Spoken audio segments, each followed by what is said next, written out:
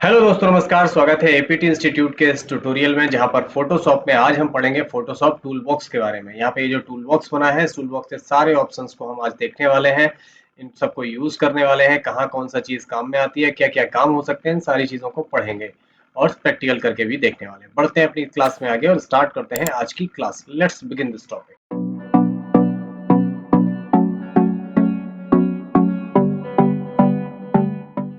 तो दोस्तों, हम लोग आ गए हैं फोटोशॉप पर और यहाँ पे ये सारे टूल बॉक्स हैं, इनको हम समझेंगे, पढ़ेंगे, एक एक से सभी विकल्पों का यूज करेंगे। इनको यूज करने के लिए पहले कुछ इमेज ले लेते हैं। तो यहाँ पे हमारी कुछ इमेजेस हैं। अगर आप मल्टीपल इमेजेस लेना चाहते हैं, कंट्रोल के साथ आप क्लिक करके आप मल्टीपल इमेजेस ले सकते हैं। आपको जो भी इमेजेस लेनी है वो आप इमेज यहाँ पे मल्टीपल इमेजेस ले सकते हो। इस तरीके से मैंने मल्टीपल इमेजेस सेलेक्ट कर लिए और यहाँ ओपन कर दिया। तो ये बहुत सारी इमेजेस हमारे पास आ गई हैं। अब कुछ ज्यादा ही इमेजेस आ गई हैं, तो इनको हम कुछ को खत्म कर देते हैं, इनको हटा देते हैं, इनको मिनिमाइज कर देते हैं। इस तरीके से हम इनको मिनिमाइज कर लेते हैं। जो हमें रखना है वो ठीक है, जो बका के हम इनको मिनिमाइज कर देते हैं। ओके। अब यहाँ पे टूल बॉक्स पे सबसे पहले आप लोग देख रहे हैं सारे चीजों के ऑप्शंस हैं। अब यहाँ पे ये जो माउस का कर्सर देख रहे हैं, तो सब पे आ रहा है रेक्टेंगुलर मार्क्यू टूल है ये। तो इस तरीके से हम सब पे ले सकते हैं। अब ये हमारा जैसे ही माउस हम इस पे लेके गए हैं, तो देखिए यहाँ पे कौन कौन सा ऑप्शन आ रहा है। जैसे आप राइट क्लिक कर रहे हैं तो यहाँ पे 4 प्रकार के मार्क्यू टूल आ रहा है। रेक्टेंगुलर मार्क्यू टूल है, ये इक्लिप्स मार्क्यू टूल है, सिंगल रो मार्क्यू टूल है और सिंगल कॉलम मार्क्यू टूल है। तो एक एक से हम इन सबको यूज करके देखेंगे।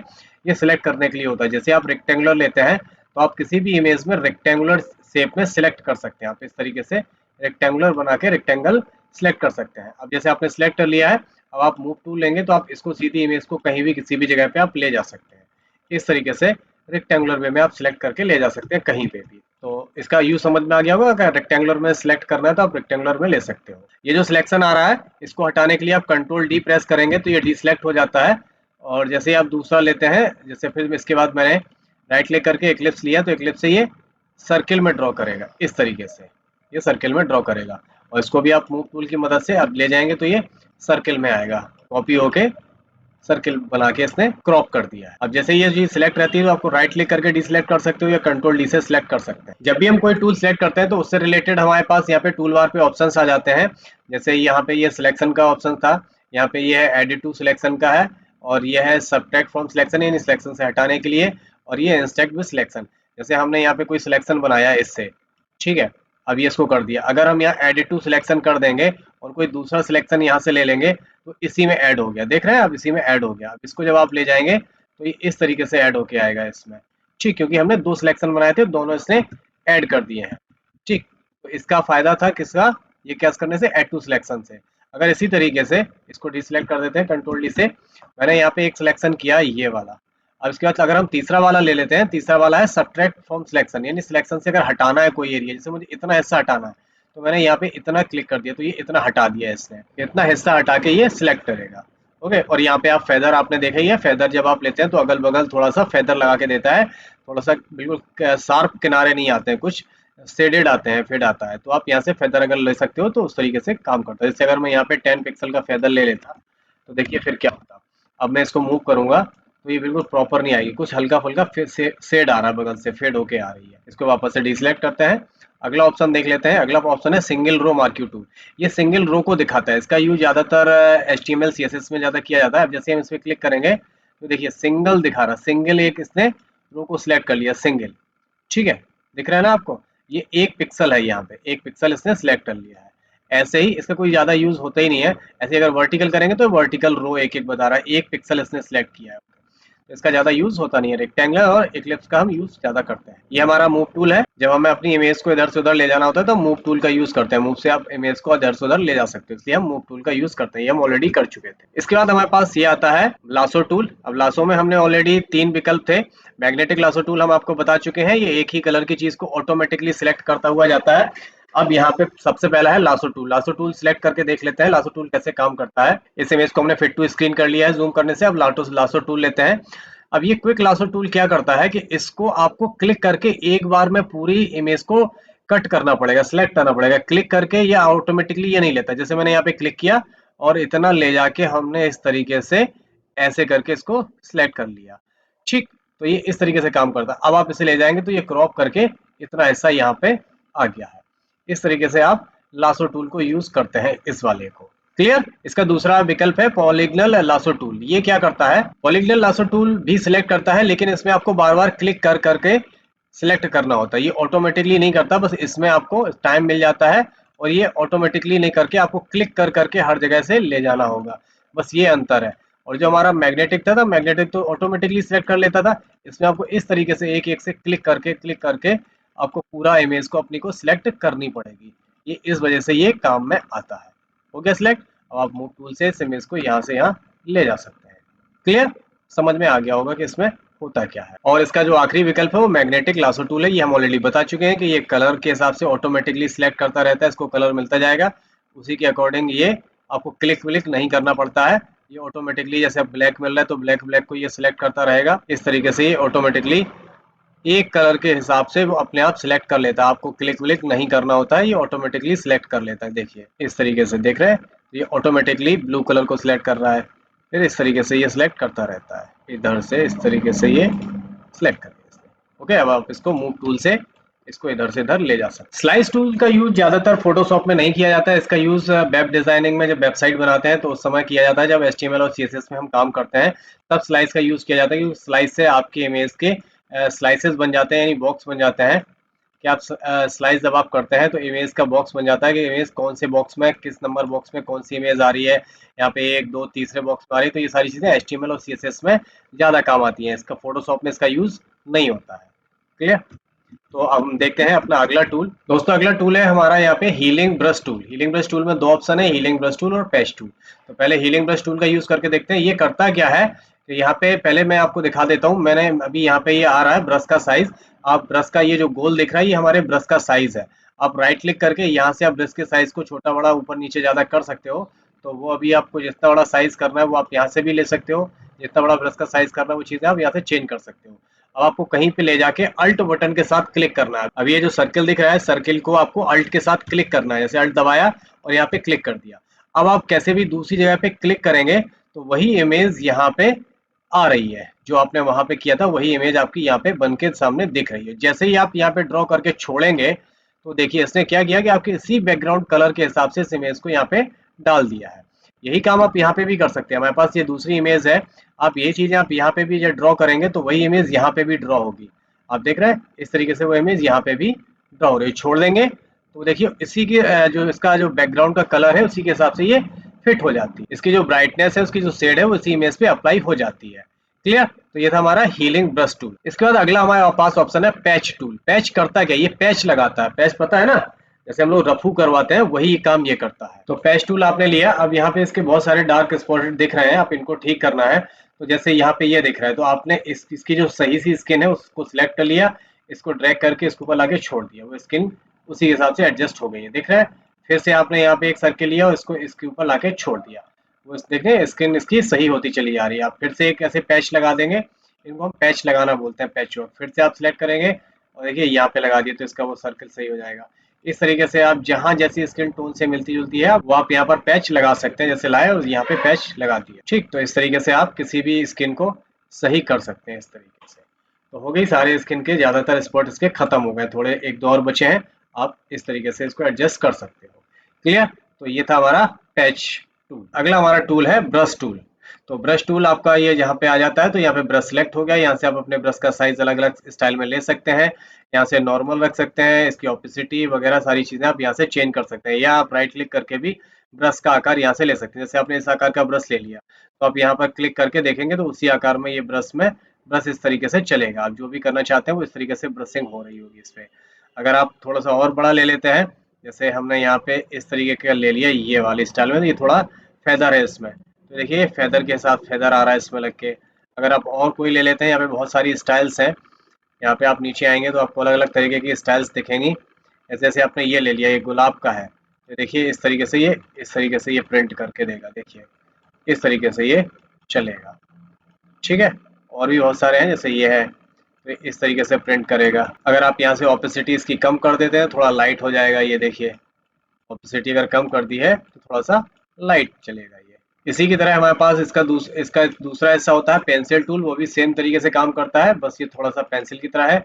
इसको भी आप थोड़ा सा मोटा ले लेंगे, सेम, इसमें कोई अंतर नहीं होता पेंसिल में और ब्रश टूल में कोई ज्यादा अंतर नहीं है, दोनों सेम काम करते हैं, जिनका यूज बहुत कम किया जाता है। अब हमारे पास है यहाँ पे clone stamp tool. Clone stamp tool और हीलिंग ब्रश टूल, ये दोनों ज्यादातर सेम काम करते हैं।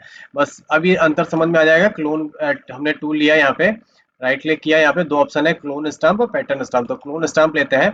यहाँ पे भी वही सिस्टम करना है कि अल्ट के साथ क्लिक करेंगे और वो इमेज यहाँ पे ड्रॉ होना शुरू हो जाएगी। अभी देखिए यहाँ पे वही इमेज पूरी ड्रॉ हो रही है जो हमने वहाँ पे ली थी। इस पे क्लिक किया, वो इमेज आ जाएगी यहाँ पे। और जैसे ही हमने छोड़ा तो देखिए वो इमेज एज इट इज बनी हुई है।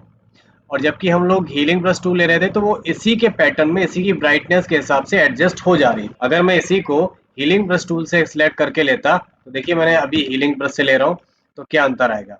ये देखिए मैंने ये हीलिंग ब्रश के टूल से ले ली है इमेज। अब इन दोनों में क्या अंतर आएगा और ये आप समझ जाएंगे। देखिए इसने इसका बैकग्राउंड को इसी इमेज के हिसाब से एडजस्ट कर दिया और यहाँ पे क्लोन में ये ऑटोमेटिकली ओरिजिनली रखता है। This is the difference between healing brush tool and clone stamp tool. इसके बाद हमारे पास आ जाता है pattern stamp tool. Pattern stamp tool से क्या है, पैटर्न प्रिंट करवा सकते हो। पैटर्न आपके यहाँ पे दिए रहते हैं, बहुत सारे पैटर्न है, आप जो भी पैटर्न प्रिंट करवाना चाहते हो। जैसे मैंने ये पैटर्न ले लिया, अब आप देख रहे हैं इस पे ये पैटर्न इस तरीके से आप प्रिंट करवा सकते हो। कहीं पे भी ले जाना है तो आप इस तरीके के पैटर्न प्रिंट करवा सकते हो, जहाँ पे भी आप पैटर्न प्रिंट करवाना चाहो। अगला टूल है दोस्तों हमारे पास इरेजर टूल। इरेजर आपको पता है इरेज करने का काम करता है। अभी जैसे हमने इरेजर टूल ले लिया यहाँ पे, तो आप राइट क्लिक करके इसके ब्रश का आकार बढ़ा सकते हैं। आप जितना बड़ा ब्रश का साइज करना चाहें उतना आप यहाँ से कर सकते हैं, उतना बड़ा आपका इरेजर हो जाएगा। ज्यादा बड़ा हो गया, इसको और छोटा कर लेते हैं इस तरीके से। अब हम जब इरेज करेंगे तो देखिए ये इरेज करके बैकग्राउंड ला रहा है, ना बैकग्राउंड करके ये इरेज कर रहा है। जो बैकग्राउंड का ग्रे कलर है उस ग्रे कलर को ये इरेज करके तो व्हाइट आ रहा है। अब व्हाइट क्यों आ रहा है पीछे, क्योंकि यहाँ पे व्हाइट कलर सिलेक्टेड है नीचे वाला। तो अगर इसको आप बदलना चाहें तो आप रेड कलर कर देंगे, ओके कर देंगे, तो अब ये रेड कलर बैकग्राउंड में लाएगा। ठीक है, अब दिख रहा है आपको। इस तरीके से आप इरेज कर सकते हो। अब ये इसलिए इरेज कर रहा है क्योंकि ये ओरिजिनल फाइल है, तो ओरिजिनल फाइल का बैकग्राउंड तो हमेशा व्हाइट ही रहेगा। तो व्हाइट पीछे या जो भी कलर आपने ले लिया वो रहेगा। लेकिन अगर इसी फाइल को हम मूव करके यहाँ पर लाते और अब इस इमेज का अगर हम बैकग्राउंड रिमूव करेंगे इरेजर से तो देखिए कैसे करेगा। अब क्यों, अब यहाँ पे व्हाइट क्यों नहीं आ रहा है, क्योंकि बैकग्राउंड में अब क्या है, दूसरी वाली इमेज है। बैकग्राउंड में व्हाइट नहीं आ रहा, व्हाइट उस फाइल का कलर था, इस वजह से व्हाइट आ रहा था। जब आप दूसरी जगह इरेज करते हो तो जो फाइल का बैकग्राउंड जो पीछे लगी हुई इमेज है, जो दूसरी लेयर है, उस लेयर के हिसाब से इसका बैकग्राउंड रिमूव करेगा। इसी का अगला ऑप्शन है बैकग्राउंड इरेजर टूल। अगर आप बैकग्राउंड इरेज करते हैं तो आप इस तरीके से बैकग्राउंड भी, इसका व्हाइट बैकग्राउंड था वो भी इरेज हो जाएगा। सीधा इसने देखिए पूरा बैकग्राउंड इरेज कर दे रहा है। अब ये व्हाइट बैकग्राउंड भी नहीं ला रहा है। ये देखिए इस तरीके से हम पूरा बैकग्राउंड इरेज कर दे रहा है इसका। अब ये व्हाइट भी नहीं ला रहा, व्हाइट को भी इरेज कर दे रहा। अब आप जब इसको मूव करके ले जाएंगे तो देखिए इस तरीके से जितना मैंने इरेज किया वो पूरा यहाँ पे आ रहा है इसी तरीके से, यानी ये कागज को फाड़ ही दे रहा है। जैसे हम पेंसिल से लिखते हैं ना, तो पेंसिल से जब इरेज करते हैं तो लिखा हुआ इरेज होता है, लेकिन अगर आप पेज को फाड़ देंगे तो पूरा फटा हुआ पेज। तो ये इस तरीके से देखिए ये इसका काम है बैकग्राउंड इरेजर, कैसे बैकग्राउंड इरेज हो जाता है। अगला इसका ऑप्शन है magic eraser tool. Magic eraser tool क्या करता है कि जैसे आपने यहाँ पे क्लिक किया तो ये जितना कलर होगा उसको पूरे को एक बार में सेम कलर की चीज को डिलीट कर देगा एक बार में। अभी देखिए इसको जो चीज मैंने क्या किया, यहाँ पे सेव सबको सिंगल कलर का था तो उसने कलर के हिसाब से एक बार में पूरा डिलीट कर दिया। अब आप इमेज को उठा के ले जाएंगे तो इस तरीके से ले आएगा। दोस्तों अगला हमारा टूल है यहाँ पे ग्रेडियंट टूल। यहाँ से आप ग्रेडियंट बना सकते हैं। आपने इस पे क्लिक किया, दो ऑप्शन आ रहा है, ग्रेडियंट टूल को सिलेक्ट किया। अब आपको ग्रेडियंट बनाना है, आपने ग्रेडियंट टूल सिलेक्ट किया तो ग्रेडियंट को आपको यहाँ से चुन लेना है। आपको जो भी ग्रेडियंट लेना है, जैसे आपने ये कलर ले लिया तो आप जैसे ही इसका ग्रेडियंट इस तरीके से क्लिक करेंगे तो वही ग्रेडियंट पूरे में फिल कर देगा। यहाँ पे क्लिक करेंगे तो वही ग्रेडियंट इसने फिल कर दिया। तो आप जो भी ग्रेडियंट का कलर लेना चाहते हैं वो कलर आपको यहाँ से या फिल करके दे देगा। ये इस तरीके से ये ग्रेडियंट बनाने का काम आता है। ठीक, आप यहाँ पे स्टाइल चेंज कर सकते हो कि इस तरीके की स्टाइल चाहिए या इस तरीके से चाहिए है, तो ये इस तरीके से कर देगा। जो भी आपको स्टाइल लेनी है वो आप यहाँ से चूज कर सकते हो। ठीक है, अब यहाँ पे मैंने ग्रेडियंट ले लिया, कोई सा ये वाला कलर का ग्रेडियंट ले लिया, ये ले लिया, कोई सा भी ले लिया। इसके बाद अगर यहाँ मोड पे अभी नॉर्मल सिलेक्ट है तो नॉर्मल सिलेक्ट पे तो ये इस तरीके से कर रहा है, इमेज के ऊपर से ग्रेडियंट लगा दे रहा है। ठीक है, लेकिन अगर हम नॉर्मल की जगह पे यहाँ पे कलर ले लेते हैं तो देखिए उसे क्या करेगा कि इमेज के ऊपर अप्लाई कर देगा। ये इस तरीके से अप्लाई कर दिया इसने इमेज के ऊपर। कब, जब हमने मोड को कलर किया तब। ठीक है, इस तरीके से अगर आप यहाँ पे ऑपेसिटी भी इसकी कम ज्यादा कर सकते हो तो हिसाब से ये ऑपेसिटी भी अप्लाई करेगा इस तरीके से। क्लियर है। यहाँ पे अब हमने, हमारे पास दूसरा ऑप्शन है पेंट बकेट टूल। तो यहाँ पे ये कलर चेंज कर देता है। जैसे कलर आपको ये डालना है तो आपने ये ले लिया और यहाँ से आप ये कलर चेंज कर सकते हो। इस तरीके से ये कलर डाल सकते हो। आपको जो भी कलर आपको चाहिए है इमेज में डालने के लिए, आपने ये चाहिए ओके किया तो यहाँ पे ये कलर इस तरीके से डाल देगा। अगला ऑप्शन है हमारे पास यहाँ पे ब्लर टूल। ब्लर टूल जैसे ही आप लेंगे और किसी भी हिस्से को अगर ब्लर करना चाहते हो तो आप उस पर क्लिक करेंगे तो ये हिस्सा देखिए ब्लर होता चला जाएगा। देखिए जितनी बार आप क्लिक करोगे उतना ज्यादा हिस्सा ये ब्लर होता चला जाएगा। क्लियर? इस तरीके से। ब्लर टूल के बाद हमारा था शार्पन टूल। ये शार्पनेस बढ़ाता है, जिस हिस्से पे आप क्लिक करेंगे उस हिस्से की शार्पनेस बढ़ती चली जाएगी। देखिए ये शार्पनेस बढ़ाता है, जिस पे आप बार बार क्लिक करेंगे उसकी शार्पनेस ये बढ़ाता चला जाएगा। अगला हमारा टूल है स्मज टूल। अब स्मज टूल क्या करता है देख लेते हैं। स्मज टूल जैसे मेरे पास यहाँ पे इसकी ये ड्रेस है, इसको थोड़ा मुझे चौड़ा करना है तो मुझे इसको अंदर से बाहर खींच के लाना है। इस तरीके से स्मज करता है ये, वही कलर को थोड़ा और आगे आगे की तरफ फैला देगा ये। इस तरीके से, इस तरीके से हम उसको फैला सकते हैं किसी भी चीज को। अब जैसे अगर मैं इसको थोड़ा सा जूम कर लूं, इसकी आईब्रो को थोड़ा ज्यादा जूम हो गया, थोड़ा सा कम करते हैं यहाँ पे। अब अगर हम स्मज टूल लेंगे तो यहाँ से उसकी आईब्रो को थोड़ा सा आगे ला सकते हैं। इस तरीके से, इस तरीके से, इस तरीके से। अब इसको देखेंगे, फिट टू स्क्रीन करेंगे तो इसकी आईब्रो और ज्यादा पास में आ गई। तो स्मज टूल से हम किसी भी चीज पे क्लिक करके उसको थोड़ा सा ऊपर की तरफ या नीचे तरफ, अगर आप ऊपर से नीचे ले जाएंगे तो इस तरीके से भी कर सकते हैं। ये ऊपर वाली चीज इसको नीचे ले जाएगी। ठीक, अगर आप ऊपर से नीचे की तरफ ले जाते हो, नीचे से कि ऊपर की ले जाएंगे तो इस तरीके से, ये इस तरीके से ले जाएगा। इसको हम करते हैं स्मज टूल बोलते हैं इसको। अगला हमारे पास यहाँ पे है डॉज टूल। डॉज टूल लेने से आप अपनी इस इमेज की ब्राइटनेस बढ़ा सकते हो। ब्रश थोड़ा हम छोटा ले लेते हैं। अब देखते हैं, जैसे जैसे हम जहाँ पे क्लिक करेंगे उसकी ये ब्राइटनेस बढ़ाता चला जा रहा है। देखिए इसके चेहरे की ब्राइटनेस बढ़ती चली, जहाँ जहाँ पे क्लिक करें जिस हिसाब की ब्राइटनेस होगी उस ब्राइटनेस को थोड़ा सा बढ़ा दे रहा है। देखिए थोड़ा सा इसने इसको डार्क को थोड़ा सा गोरा कर दिया है।